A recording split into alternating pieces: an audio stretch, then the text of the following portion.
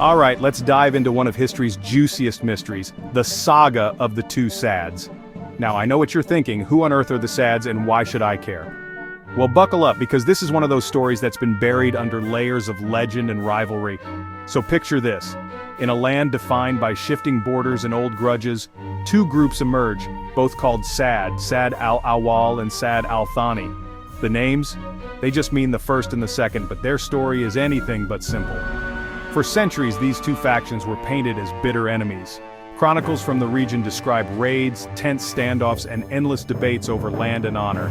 Whenever one Sad gained ground, the other would plot revenge. It was a cycle as old as the hills. But here's where it gets interesting. Were they really enemies, or is there more to the story? Some historians argue that the rivalry was exaggerated. Sure, they fought, but so did everyone back then. What stands out is how often they had to cooperate. When outside threats loomed, whether it was a conquering army or a devastating drought, the two Sads would call a truce. There are even stories of them sharing resources and defending each other's villages when outsiders threatened their way of life. You see, identity back then wasn't as black and white as we might think.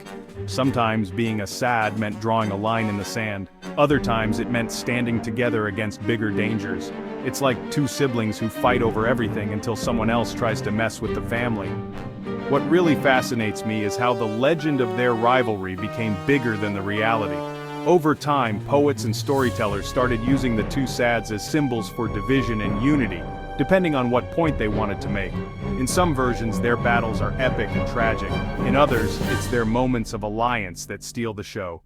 So, were the two Sads enemies or allies? The answer is yes, they were both. Their story isn't about choosing sides. It's about how groups can clash and still find common ground when it really matters.